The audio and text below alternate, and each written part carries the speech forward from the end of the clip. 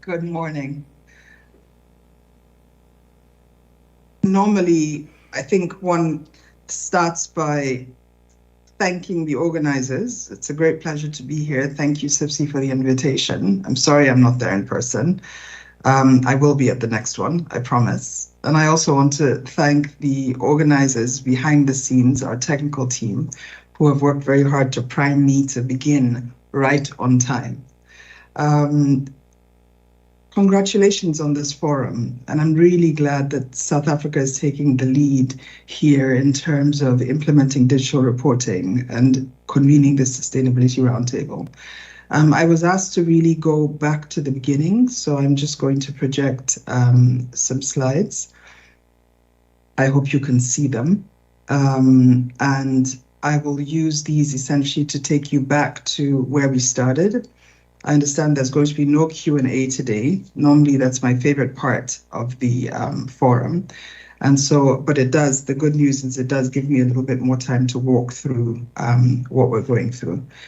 So just in terms of a background of the ISSB generally, it is under the same roof as the International Accounting Standards Board, which you're already familiar with.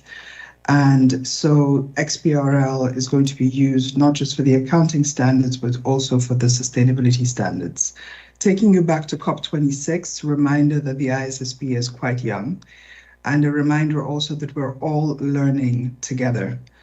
We were initiated at COP26. Shortly after that, the board was set up. You probably already know, and this is key, and I'll mention Jingdong in particular, because he's done a lot of work on the African continent in terms of initiating local currency bonds. And this reminds us as well of the fact that why are we engaging in sustainability reporting and why is digital taxonomy so important? Because we are, just like the previous speaker said, trying to reduce the cost and the burden of reporting.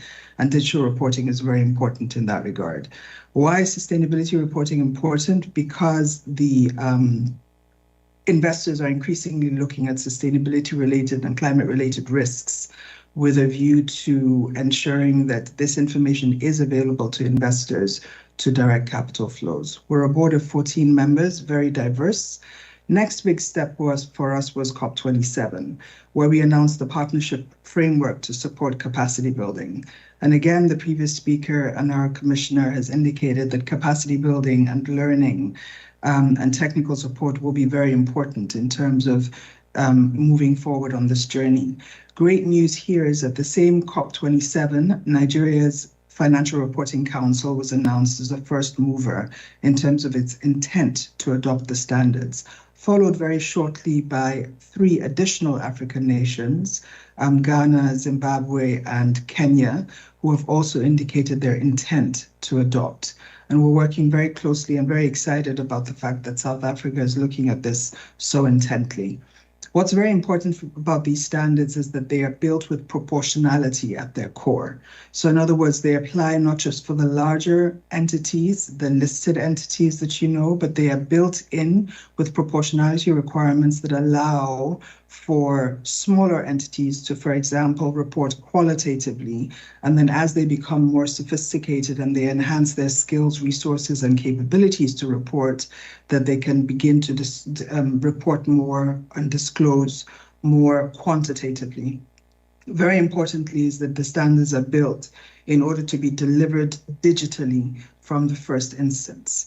And there, your leadership is so important. And I'm so grateful also to SIPSI for its willingness to work with other African countries to essentially share its own best practices and its experience in this regard. So we're looking to you as a leader, as an entity that has been implementing since 2016 and before. And so your experience will be very valuable to everybody else. What's also important is that the standards are IOSCO endorsed. So on July the 25th, after the standards were launched on June the 26th, they were endorsed by IOSCO, and that takes us further along on our intention to be, on the one hand, decision useful, provide decision useful information on sustainability related disclosures to enable investors make decisions, and secondly, again, this very important element of cost effectiveness to ensure that companies can communicate globally, comparably and transparently, but also in a cost-effective manner so that the undue cost and burden of reporting is alleviated. And of course, digital reporting is very important in this regard. S1, just at a very high level, is built so that there is consistency and connections between the financial statements and the sustainability disclosures. It builds on the TCFD recommendations, which I'll speak to very briefly, and it's gap agnostic. Ultimately, the sustainability disclosures should be published at the same time as the financial statements. Initially, it will be with transitional relief, but that's the intention, so that essentially it's more effective for investors to use. S2 is the second standard that we've published. Very important there is transition planning. The objective is really to build climate resilience. So again, building very strongly on the TCFD recommendations to ensure that the disclosures and the process of creating these disclosures actually helps businesses achieve resilience, better able to manage physical risks and transition risks, as well as take advantage of climate-related opportunities, for example, in terms of new technology. What's important about these standards is that they will require mandatory disclosure of Scope 1, Scope 2, and Scope 3. So in other words, it actually encourages business to have a better understanding of their business models and also understand much better the risks associated with their value chains and supply chains. Now, this is something that you're already quite familiar with in terms of integrated reporting. So you're in a very good position to start. Our pathway to issuing S1 and S2 is we took extensive input from consultative feedback. We specifically got 1,400 comment letters that helped us to shape S1 and S2, and a number of you in the room made significant contributions to that regard, and it's part of the reason why also proportionality is such an important measure in these standards. Indeed, they were launched on the 26th of June, the week of the 26th of June, and specifically in South Africa on the 29th of June. Your own Commissioner Rory was one of the people on that stage speaking very strongly to the fact that you would be adopting S1 and S2 and start the digital reporting in that regard. The objective is, as I mentioned, to ensure that the financial statements and the sustainability disclosures converge so that investors and other capital markets participants have important information that they require to make investment decisions. And again, digital reporting is a very important part of this journey. The fact that IOSCO endorsed these standards gives a high level of comfort, especially on the African continent, where, for example, with the accounting standards, we did not reinvent the wheel. We simply adopted these standards. And so having IOSCO's endorsement, and we must remember that IOSCO has only ever endorsed one set of standards, and that's the accounting standards of the IFRS Foundation. Now they've also adopted and endorsed the sustainability standards of the IFRS Foundation, taking us a significant step towards reducing and ending the alphabet soup of voluntary initiatives to create one common, efficient reporting system that we refer to as a truly global baseline. This baseline is really important, but it also has additional building blocks approach built into it, so that, for instance, the ISSB standards can interplay with jurisdictional standards, or, for example, other multi-stakeholder standards like GRI, or indeed standards like the European sustainability standards, which I know are very important to South Africa because they're an important trade partner. So the way the ISSB is built through its building block approach, and also leveraging digital reporting and XBRL in particular, is that it makes it easier because you're really referencing one set of standards. Very important to note is that integrated reporting, the SASB industry metrics, the CDSB, and the Task Force on Climate-Related Financial Disclosures have all been consolidated under the IFRS Foundation roof. So in other words, rationalizing investor-focused standards is well on the way. We were very pleased that shortly after we launched the IFRS sustainability standards in June, on July the 10th, the Financial Stability Board essentially handed over to us, TCFD, to continue to sustain and manage and maintain those 4 pillars and everything that is related to the TCFD framework, and that these are being built into these standards. Likewise, we're working very closely with the integrated reporting communities to ensure that there is also a bridge, and that integrated reporting actually helps us to move towards that global comprehensive corporate reporting system. The SASB standards in particular, which are the industry metrics that are built into S2 and are referred to in S1, the general requirements and sustainability, also serve as a proportionality measure, so that if you're new to sustainability reporting, you can actually pick up your industry standard and find easily the material metrics that are important to your industry to begin to report on. As mentioned, the TCFD structure goes through the 4 key pillars: governance, which you've already referred to, the speakers before me have referred to; strategy, because it's very important to mainstream sustainability-related risks and opportunities in the company strategy; risk management, because of course that is very key to investors, and we're looking specifically at assessing, prioritizing, and monitoring sustainability-related risks and opportunities; and lastly, of course, metrics and targets, so that we can measure the company's performance in this regard. I've spoken already about IFRS S1, and really that it asks for the disclosure of material information related to sustainability-related risks and opportunities. IFRS S1 serves as the IAS 1 or IAS 8 of the sustainability metrics in particular. It borrows from the integrated reporting framework, and it speaks about the fact that the company's ability to deliver financial value to investors is inextricably linked to the stakeholders whom it serves and works with, the society and the economy in which it operates, and the natural resources upon which it draws.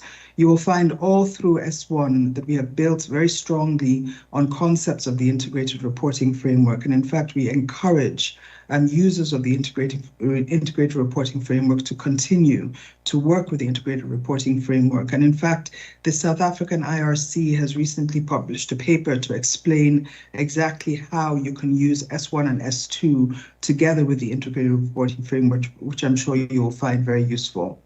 In terms of our definition of materiality, it's exactly the same as the definition of materiality in the accounting statements. So information is material if omitting, misstating, or obscuring this information could reasonably be expected to influence investor decisions.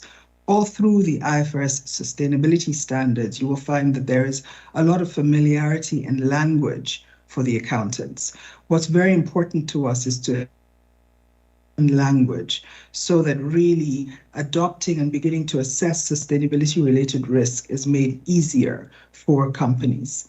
Specifically, we're also developing extensive guidance and referencing extensive guidance, so that as you are disclosing your sustainability-related risks, you can refer to existing material that you're already familiar with, or new material like the ESRS that is being evolved in order to enhance your sustainability reporting. Very, very important is that the sustainability-related disclosures are intended to help to identify those risks and opportunities that can reasonably be expected to affect a company's prospects. So looking specifically at its cash flows, its access to finance, and its costs of capital in the short, medium, and long term. Jumping along quickly to the climate-related disclosures, which I know you're specifically focusing on in this forum. Again, it's about material information about climate-related risks and opportunities, and specifically referring to industry-specific disclosures which draw on the SASB standards. Again, as I mentioned, is a proportionality measure, especially for those who are new to this. The objective is also to get to the point where we can quickly identify anticipated current and future financial effects of climate-related risks and opportunities, and also to help investors evaluate the ability of a company to adapt its planning, its business model, and its operations to the climate-related risks and opportunities. As I mentioned, Scope 3 will be mandatory, which also means that you're looking at the risks and opportunities in your value chain. There is transitional relief on Scope 3 because we realize it's more difficult than Scope 1 and Scope 2, but ultimately we will all get there. So at the high level, the key disclosures in S2 are strategy and decision-making of the business, the current and anticipated financial effects. It's focused on achieving climate resilience. And in terms of metrics and targets, the industry-based disclosures actually help you identify initially for your industry what the material metrics and targets are, including Scope 1 to 3 greenhouse gas emissions and other climate-related targets. The whole point is to get to the point where we're building stronger resilience of a company's business model and strategy to climate-related risks, changes, developments, and uncertainties. Scope 1, 2, 3 I mentioned already, so I don't need to belabor that again. Again, in this area, there's a lot of educational material that is being developed to essentially help those who are first disclosing their greenhouse gases to become better, more proficient. There's a lot of information that will be released at the ISSB Knowledge Hub at COP28. And in addition to that, there are also certified programs that are being developed by the ISSB that will also be launched and made available. Very important in terms of proportionality is the fact that we have built into that, and again, shamelessly borrowed from the accounting standards, the use of reasonable and supportable information available without undue cost or effort. For accountants in the room, that will be language that is familiar to you and that we are leveraging to ensure that this is proportional and can apply to smaller companies as well as larger entities where clearly skills, capabilities, and resources are more available. Our understanding and our proposal is that as entities become more proficient in sustainability reporting, they will upgrade and upskill their capabilities and also their resources. And we will significantly provide educational material, and we are already providing within this. We've also significantly applied transitional reliefs throughout and we can have another session on exactly what reliefs are available so that the local regulators in the jurisdictions can actually apply these transitional reliefs to ensure that the cost and burden of reporting on entities is reduced.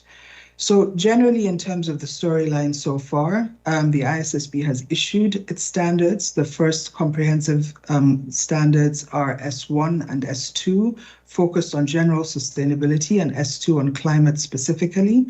IOSCO has endorsed these standards and has recommended adoption.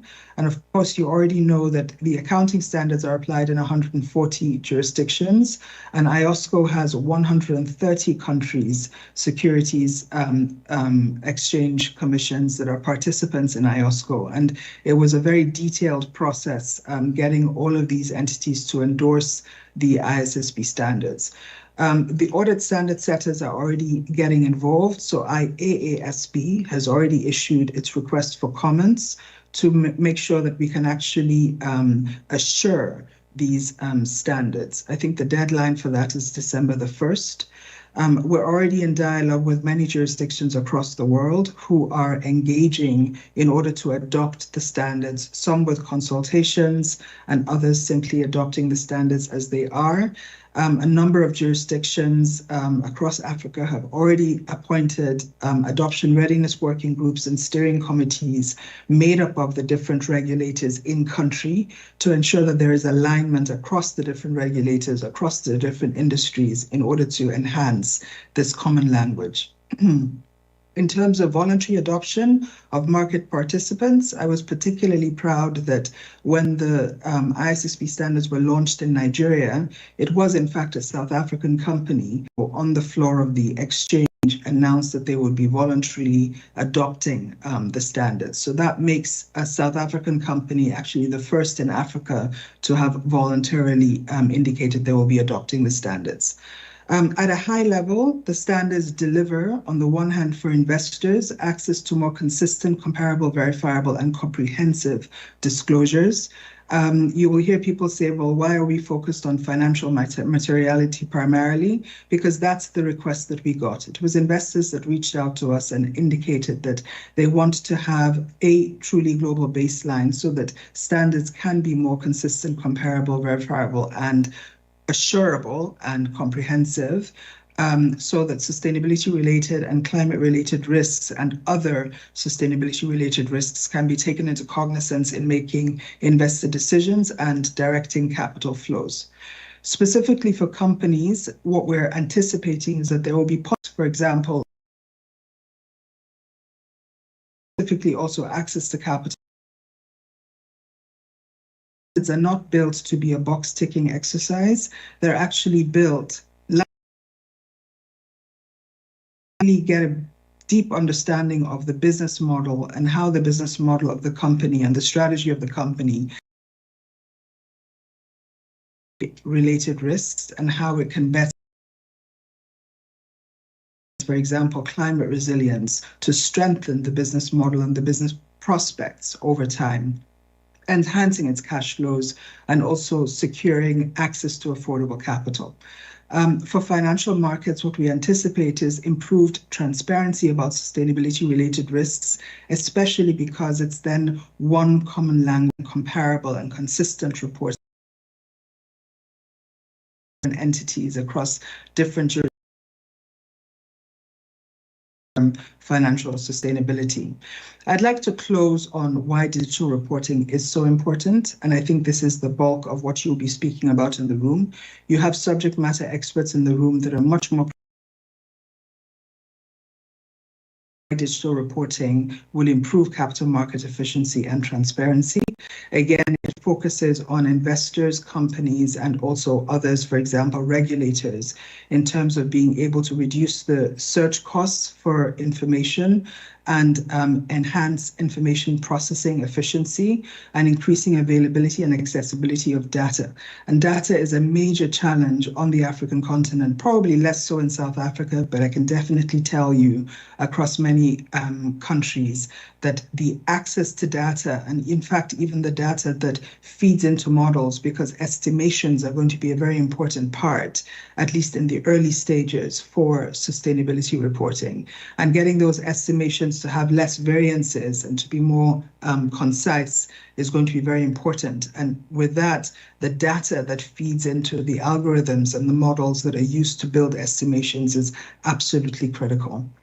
So digital reporting really facilitates the use of digital means to extract, compare, and analyze that information and makes the reporting machine readable, which we think is also going to be very, very important in assisting regulators in their oversight activities, and also facilitate the real-time use of information, which also, again, fosters innovation in companies and allows them, because that information is more accessible to investors, to increase their access to capital and also reduce the firm's cost of capital. What we also believe is that this is going to reduce the need to submit disclosures, varying disclosures or similar disclosures to multiple organizations. Just to close out, the ISSB taxonomy, which is in development at the moment. We just closed the request for information yesterday, so your conference is very timely, and I'm very excited that South Africa has also made submissions in this regard, which will be very useful to us. And the idea is really for investors to consume sustainability-related financial information digitally for all the reasons that I mentioned before.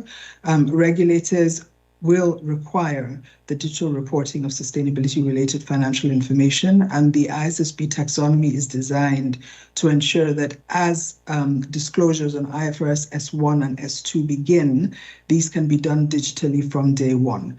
And then finally, preparers obviously will need to learn and upgrade in order to implement the digital reporting taxonomy, and also to do that and enable tagging without undue cost.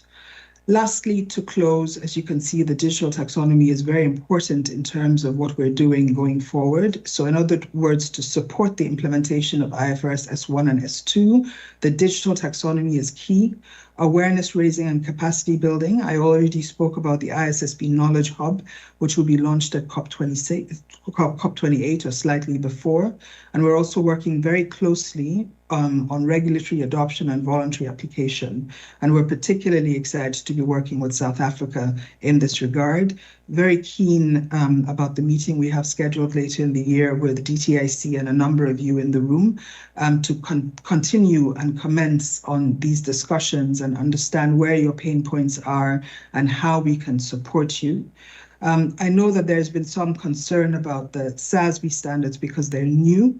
And they were developed in the US. We've just finished again, we're in the process of the commentary for the SASB internationalization, so that really that terminology is now global terminology and is designed as a proportionality measure so that those who are new to sustainability reporting can pick up their standards and understand what are the material indicators, metrics and targets that are likely to be important and relevant and material in their industry. So hopefully that serves as significant guidance.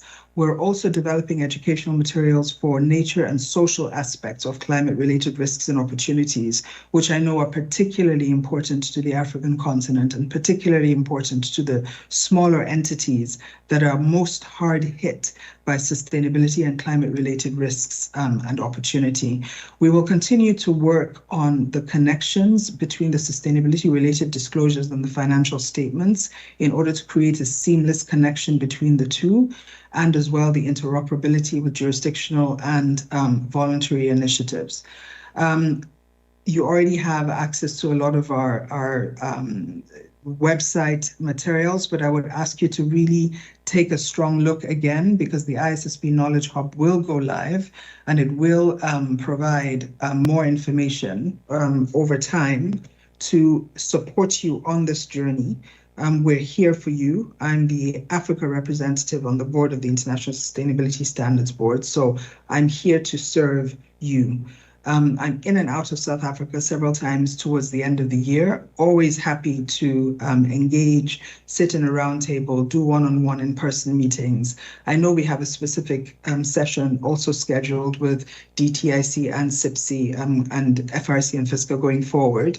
And again, you know, we've worked very closely in sparring sessions with the JSE, which I know is also one of the entities listed in this forum.